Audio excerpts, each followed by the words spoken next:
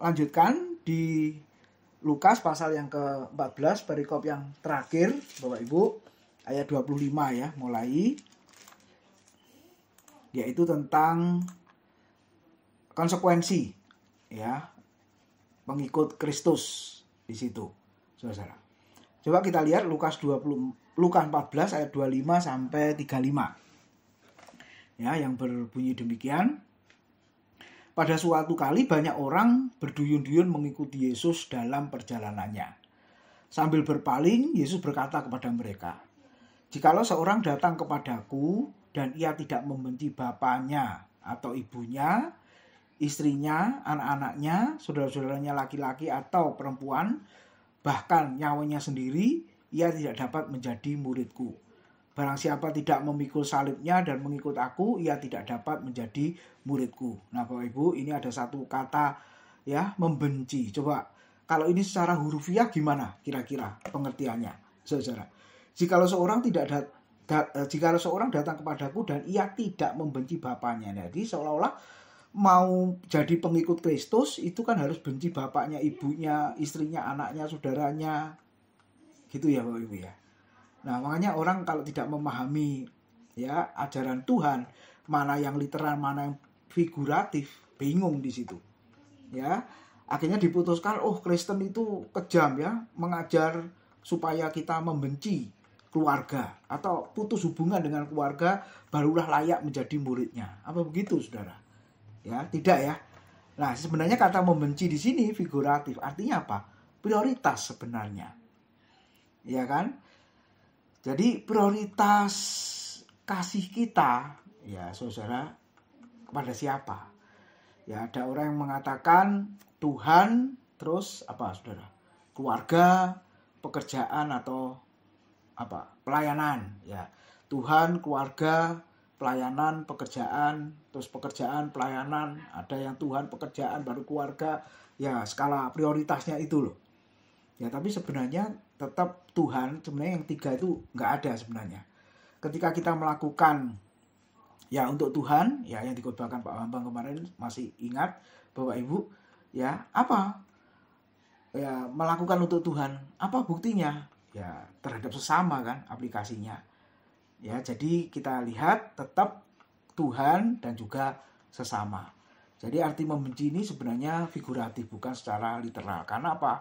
Hubungannya dengan mengikut Yesus di situ. Ya kan? Perumpamaan yang lain mengatakan kalau lembu itu siap membajak tapi menoleh ke belakang, dia juga tidak layak. Nah, artinya kalau sudah ikut Yesus, ya toh, saudara, sudah ikut Yesus. Itu sudah keputusan yang final. Nah, nanti kita akan lihat ayat berikutnya. Sebelum memutuskan itu, maka apa yang harus dilakukan, Bapak Ibu? Nah, coba kita lihat ya berikutnya.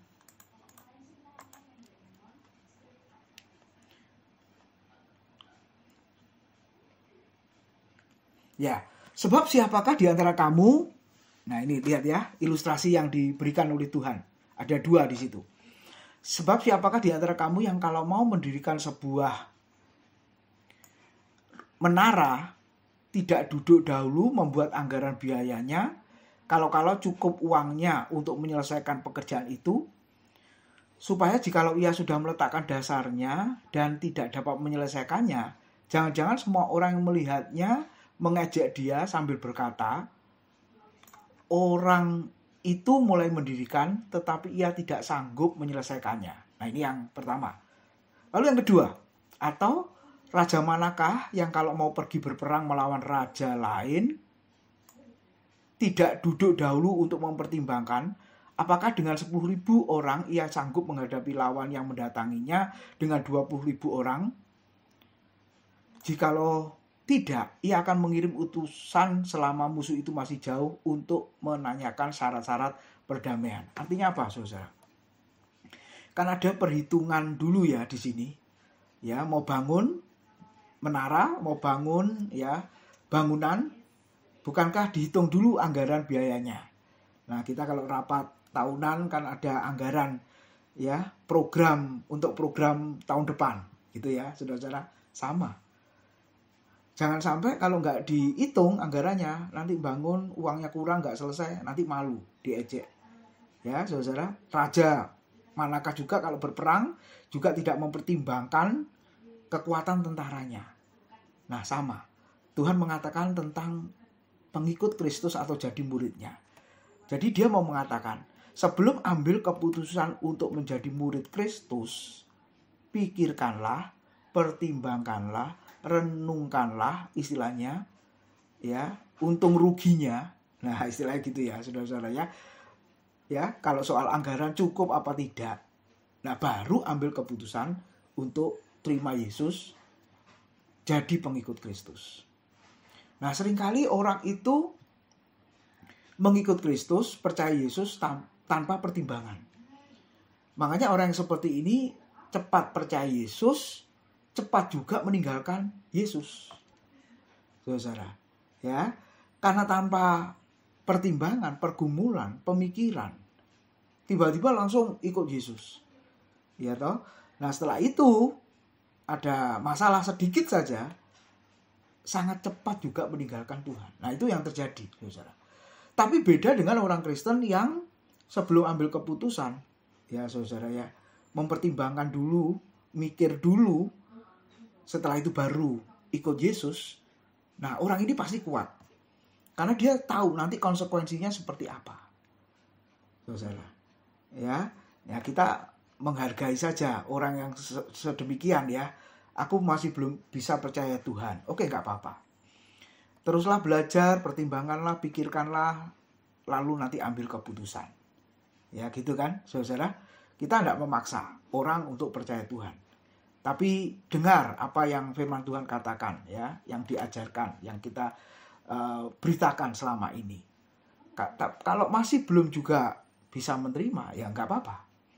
Nah, ini maksud Tuhan.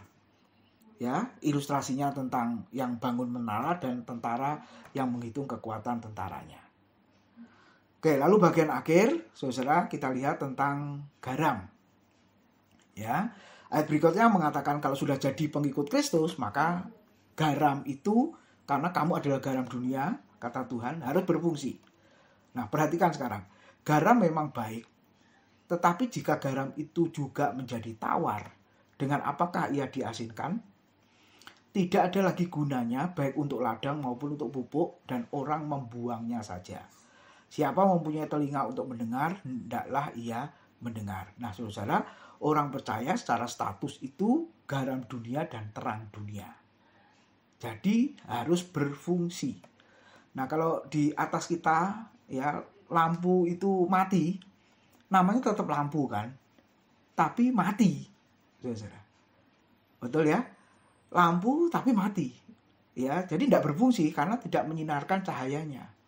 Nah, orang Kristen juga begitu, ya, statusnya lampu terang, ya, tapi mati lampunya, lilinnya mati, saudara. Nah, Tuhan mengajarkan bahwa kita sebagai terang, kita sebagai garam itu harus berfungsi. Ya, kalau terang itu lampu menerangi, garam itu membuat rasa enak makanan, ya, saudara. Ibu-ibu paham ya, untuk itu masakan dikasih garam, saudara, membuat masakan itu enak. Nah, demikian juga orang Kristen di mata dunia yang sudah mempertimbangkan, ya, penuh pemikiran, kemudian ambil keputusan ikut Yesus. Nah, saat itu kita sudah jadi terang, jadi garam. Tapi yang jadi masalah, terang dan garam itu berfungsi apa tidak. Nah, biarlah keasinan garam kita bisa dinikmati oleh orang lain. Sebab kalau tidak, bagaimana mau diasinkan? Karena kita lihat garam waktu itu, ibu-ibu orang Yahudi kalau masak itu ambil batu di laut asin ya. Ya, saudara. Jadi kalau masak batunya dicelup seperti teh celup itu. Nah, lama-kelamaan kan kehilangan keasinannya. Nah, kalau sudah hilang, dibuang dan diinjak orang, kata Alkitab. Karena memang itu batu yang diambil dari sana. Nah, biarlah kita yang sudah jadi pengikut Kristus yang penuh pertimbangan, sekali lagi kita berfungsi, ya, jadi terang dan jadi garam itu. Oke, Tuhan memberkati. Pasal 14 sudah selesai, Bapak Ibu.